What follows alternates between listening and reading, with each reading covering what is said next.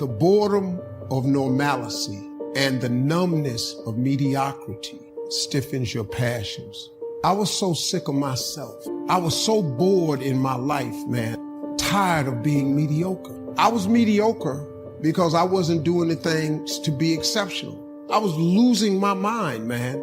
Going door to door selling life insurance at a debit company. I was tripping, man. I said, man, what is this? My life can't be this. It's got to be more to my life than this. And you got to get after that, man. You don't do it. Life becomes real normal and real mediocre to you. If normal is getting on your nerves, if you tired of being mediocre, you got to change something. Everybody has to determine what their own normal is. Normal for me is going to be different from you. But once you determine what normal is for you and you ain't okay with that no more, you got to go do something, man. Being mediocre was driving me crazy. When I was homeless, man, it just pushed me. Poverty, I was sick of it. You've been in bondage. You can't even be your best self. You can't do your best work because you're stuck in a situation that you helped to create, and you're guilty. And you overcompensate because you're guilty. And you're in this situation and you're stuck because either way you move, somebody's going to get hurt. And if you don't move, it's going to be you. Overcoming the negative conversation, that inner dialogue that's going on all the time. You can't stop yourself right now from thinking. You can't do it. And so learning how to empower yourself, part of doing that, you got to stand up inside yourself sometimes and say, shut up! We had a legitimate problem. Nobody could argue. We were limited.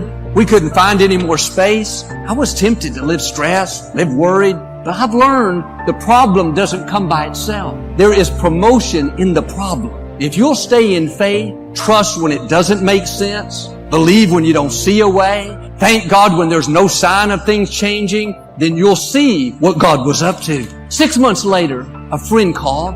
Hadn't spoken to him in a long time. He said, Joel, the Houston Rockets basketball team is moving out of the Compact Center. You should try to get that for your church. When I heard that, something came alive on the inside. I called the mayor. He was a friend of my parents. I was so nervous. I told him what I wanted, didn't know how he would respond. He said, Joel, I think Lakewood having the Compact Center would be great for our city. I nearly passed out. Things fell into place. 3 years later, we had the building. Never dreamed we could be here. This was far beyond what I had in mind. Sometimes God closes doors because you're thinking too small. He doesn't let your plans work out because He has much bigger plans. You were hoping to get that new position, move up one notch.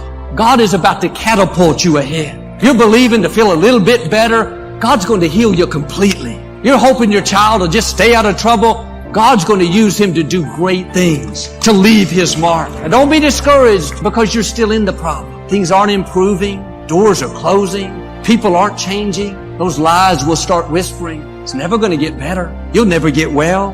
Never break this addiction. Never accomplish that dream. No, that problem didn't show up alone. That problem came with a purpose, with a promotion, with a blessing. You keep honoring God and you're going to come out of the problem into the promotion, out of the sickness into health, out of trouble into peace, out of struggle into freedom, out of lack into abundance. The enemy sent it to harm you, but God has already turned it to your advantage. Now don't get tired of doing the right thing. Don't let doubt, what's not happening, what's not fair, talk you out of the promotion. Keep believing, keep praying, keep expecting. You're on the verge of seeing God show out in your life. That problem is not permanent.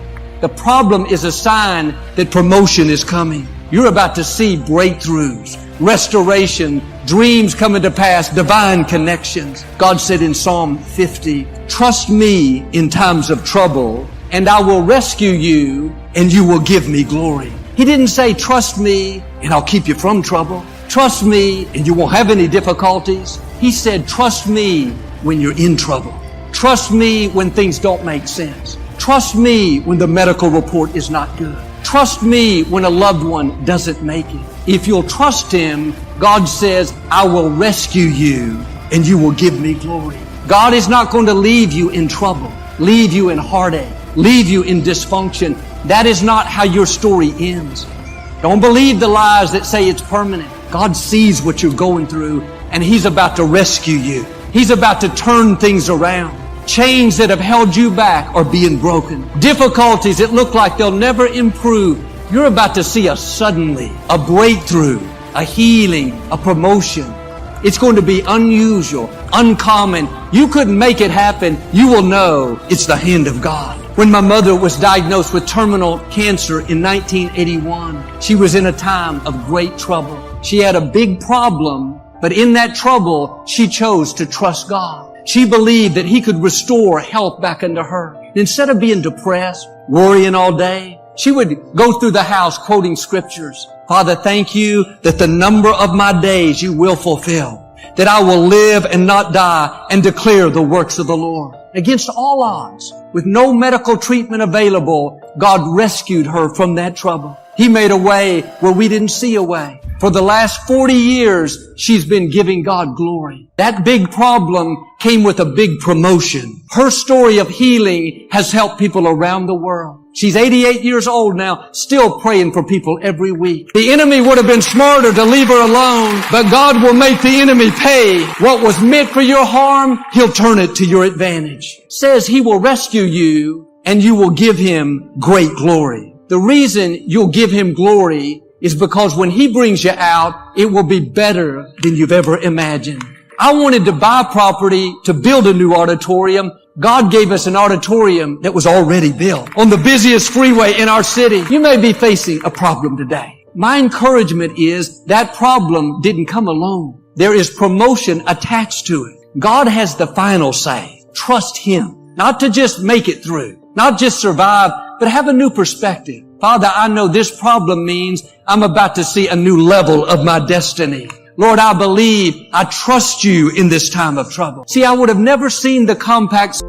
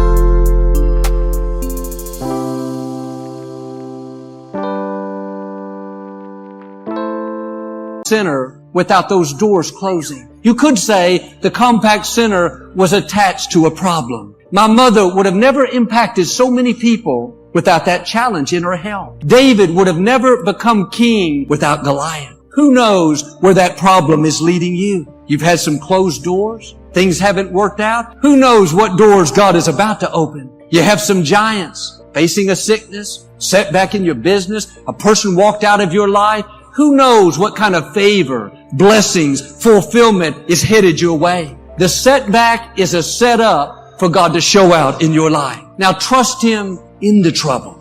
Not when you get out. The test is when you're in it. Nothing looks like it's going to change. That's when you have to dig down deep. Say, God, I don't like it, but I know this problem is not here by itself. That there is promotion on the other side. So Lord, help me to believe. Help me to stay in faith. See, we all face things that we don't understand. Things that don't seem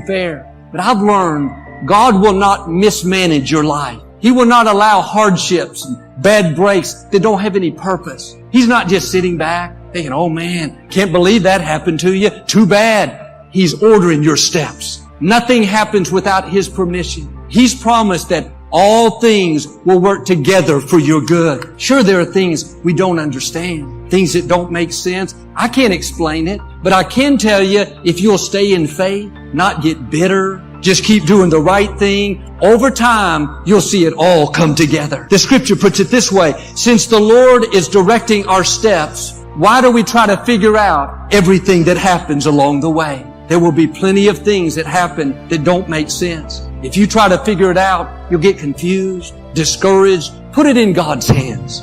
God, this problem doesn't make sense to me, but I believe that you have a purpose for it. That when it all comes together, I will give you great glory. This is what 3 Hebrew teenagers did in the scripture. They wouldn't bow down to King Nebuchadnezzar's golden idol. He made a decree that no one could worship any god except his God. He didn't believe in Jehovah. He was so upset, he threatened to have them thrown into a fiery furnace. They were doing the right thing, honoring God, not compromising, and look what happens. They have a big problem. Sometimes you have trouble not because you're doing something wrong, but because you're doing something right.